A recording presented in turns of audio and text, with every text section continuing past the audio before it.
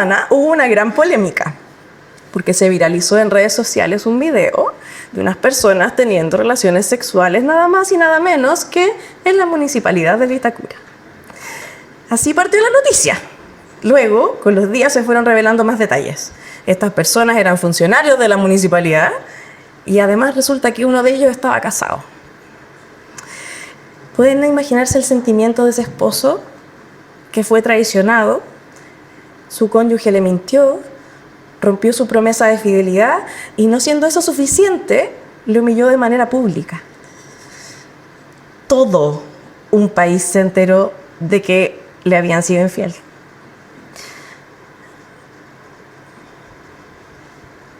Una falta de consideración brutal, un descaro. ¿Qué significa esto para esta familia? ¿Y si tienen hijos involucrados? ¿Y si se enteraron en el colegio de los niños? Si ¿se pueden llegar a imaginar el daño que puede producir en un niño un escándalo de esa envergadura? Qué terrible cuando la gente incumple sus promesas. Las consecuencias pueden ser devastadoras. Se quiebra la confianza y queda un abismo de distancia entre una persona y la otra. ¿Cómo reaccionarías tú en el lugar de ese cónyuge traicionado? ¿Qué hace Dios cuando nosotros somos infieles? ¿Cuando lo avergonzamos? ¿Cómo reacciona Dios cuando nosotros nos alejamos de Él? Esa es la pregunta que Dios contesta en su palabra. Pongamos atención al texto. Oseas 1. Ese sí está aquí, ¿cierto? Ok, pero lo voy a leer de acá. ¿Esta es la versión que necesitamos? ¿Sí?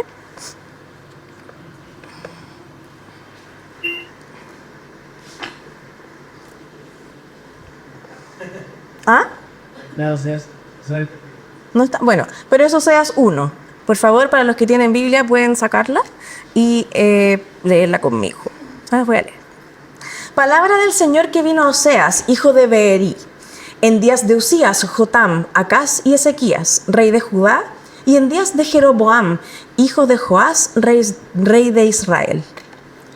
Cuando por primera vez el Señor habló por medio de Oseas, el Señor le dijo: Ve, toma para ti a una mujer ramera y ten con ella hijos de prostitución, porque la tierra se prostituye gravemente, abandonando al Señor.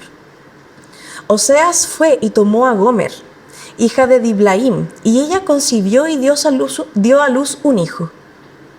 Y el Señor dijo a Oseas: ponle por nombre Jezreel, porque dentro de poco castigaré a la casa de Jehú por la sangre derramada en Jezreel, y pondré fin al reino de la casa de Israel. En aquel día quebraré el arco de Israel en el valle de Jezreel. Ella concibió otra vez y dio a luz una hija. Y el Señor le dijo: ponle por nombre Lo-Ruhamá, porque ya no me compadeceré de la casa de Israel, pues no los perdonaré jamás. Pero me compadeceré de la casa de Judá y los salvaré por el Señor, su Dios. Y no los salvaré con arco, ni con espada, ni con batalla, ni con caballos, ni con jinetes. Después de haber destetado a Lo-Ruhamá, ella concibió y dio a luz un hijo, y el Señor dijo: ponle por nombre Lo-Amí, porque ustedes no son mi pueblo, y yo no soy su Dios. Pero el número de los israelitas será como la arena del mar, que no se puede medir ni contar. Y sucederá que en el lugar donde se les dice no son mi pueblo, se les dirá son hijos del Dios viviente. Y los hijos de Judá y los israelitas se reunirán y nombrarán para sí un solo jefe y subirán de la tierra, porque grande será el día de Jezreel. Hermanos, esta es palabra de Dios. Gracias, Señor.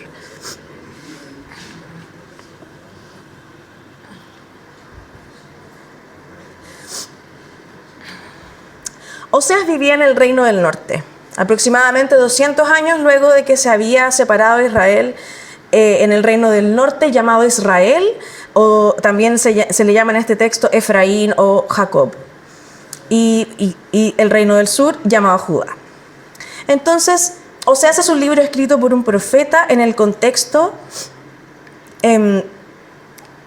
de un Israel decadente, gobernado por Jeroboam, como se nos menciona en el capítulo 1, conocido como uno de los peores reyes que tuvo Israel.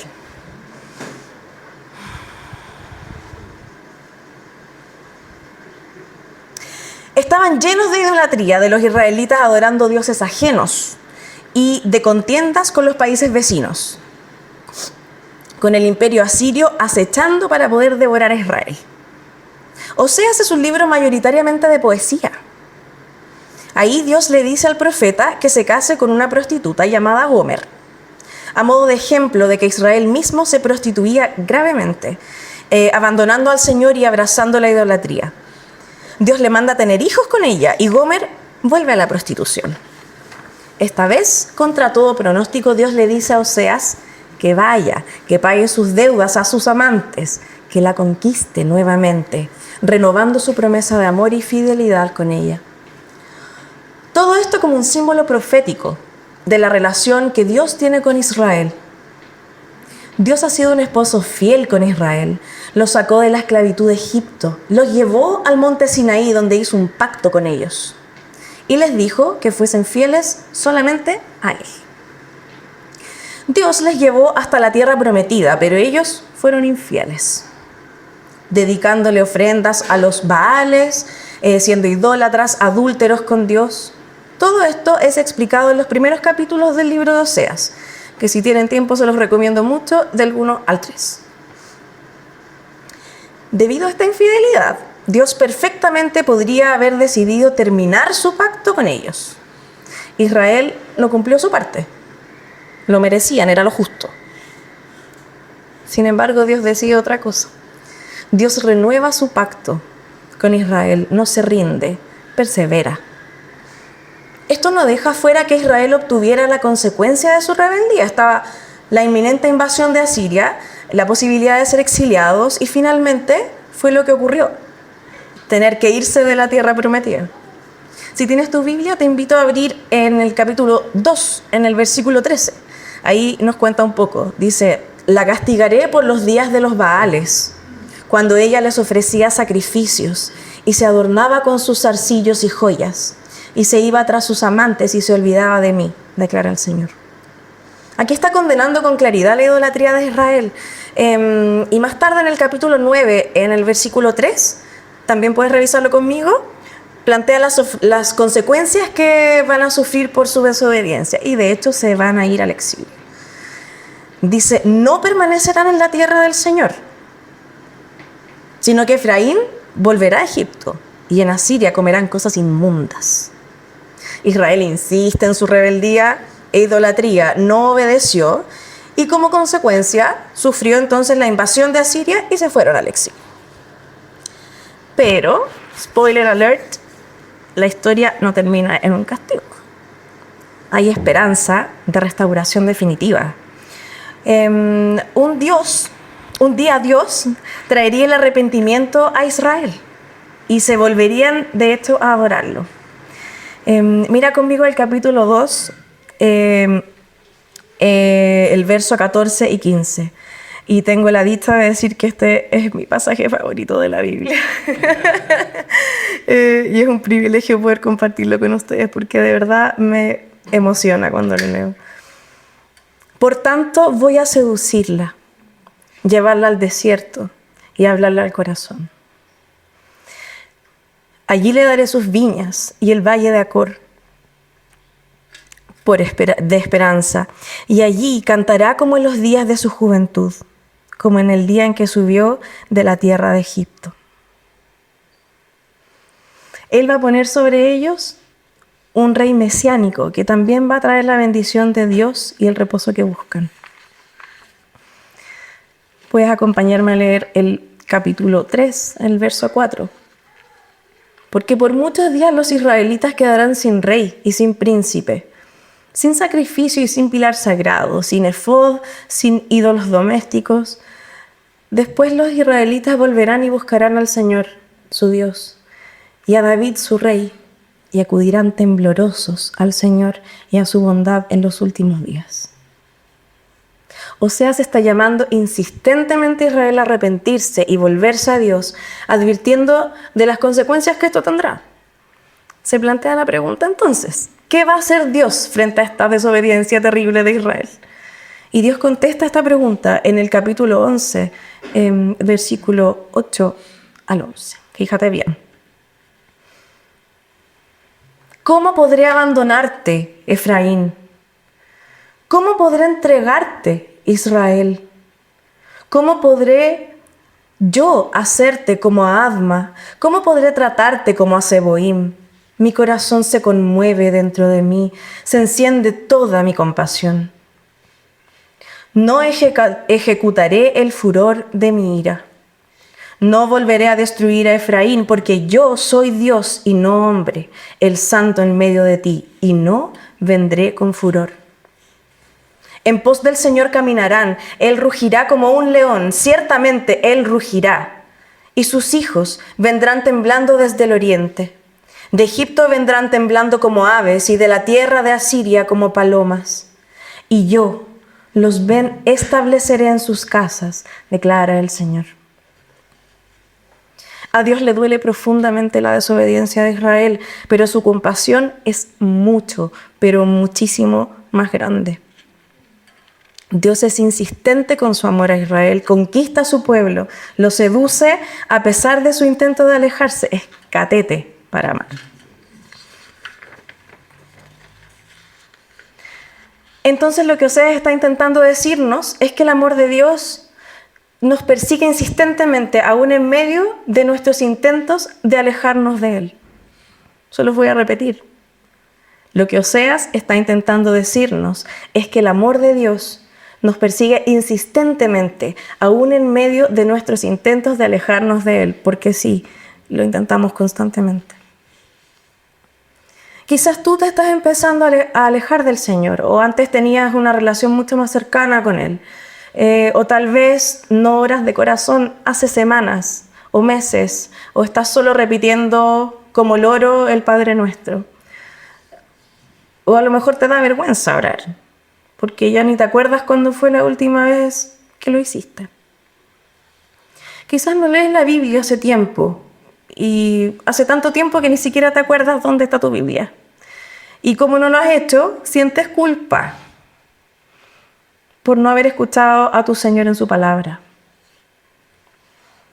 Tal vez no te sientes digno de volver a hablarle a Dios o escucharle en su palabra porque sabes que estás desobedeciendo en algún área de tu vida. Y sí, siempre estamos pecando en alguna de las áreas de nuestra vida. A lo mejor hay personas que te están tratando de hacer ver que hay algo que está mal en tu vida. Y tú simplemente te estás negando a que exista una remota posibilidad de que esto sea posible. ¿Cómo me voy a equivocar yo? Quizás no estás reconociendo cuando pecas. Quizás te estás creyendo la mentira de Satanás de que tú no tienes nada de qué arrepentirte. Y te dices, yo no necesito volverme a Dios. Bueno, el Espíritu Santo ha preservado este texto para nosotros para llamarnos a volver a Dios, a abrir los ojos para que nuestro Dios nos está buscando, que siempre ha estado allí y siempre va a seguir estando. Solamente tenemos que caminar en dirección hacia Él.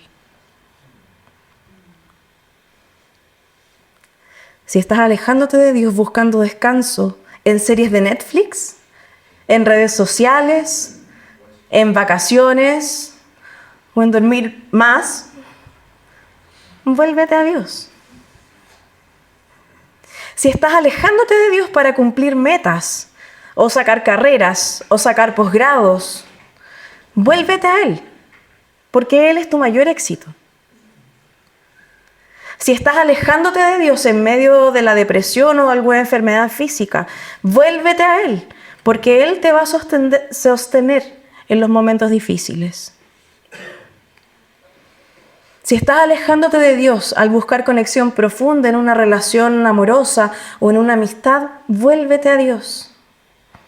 Esa conexión que buscas solamente puede ser satisfecha por Él.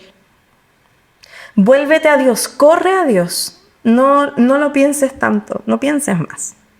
Entrégate y déjate seducir por su amor, que te derrita. Este es tu recordatorio de que la palabra de Dios hoy te está diciendo, deja las culpas y corre a Dios. Dios te está buscando y no te va a soltar la mano. El amor de Dios siempre está disponible para recibirnos. Siempre restaura. Siempre nos quiere recuperar. ¿Se acuerdan de ese esposo que le fue infiel, al que le fueron infiel y además humillaron en público? Entonces, ¿cómo reacciona Dios cuando nosotros nos alejamos de Él? Cuando somos infieles y lo humillamos en público. Lo que Oseas está intentando decirnos es que el amor de Dios nos persigue insistentemente, aún en medio de nuestros intentos de alejarnos de Él. Dios no desiste, no se rinde, no importa cuánto intentes alejarte. Dios va a ir por ti, fiel, consistente. Se va a quedar. Esto es lo que Dios prometió en el libro de Oseas, y eso es lo que Dios cumplió en la vida de Jesús. Estas son sus palabras en Lucas 19, versículo 10. Porque el Hijo del Hombre ha venido a buscar lo que se ha perdido. Si hoy has comenzado a perder el camino, esta es la palabra de Dios recordándote que ha venido a salvar a los perdidos como tú y como yo. Oremos, queridos hermanos. Señor amado, somos terribles, siempre encontrando la forma de hacer distancia contigo y creyendo la mentira de Satanás de que no podemos volver a ti. Perdónanos. Gracias, papá, por mostrarnos en Oseas tu amor persistente, fiel y comprometido, tu compasión que no tiene límites. Y ayúdanos, amado, a volvernos a ti, siempre, siempre volver a ti. Y así encontrar restauración eterna. En nombre de Jesús oramos. Amén.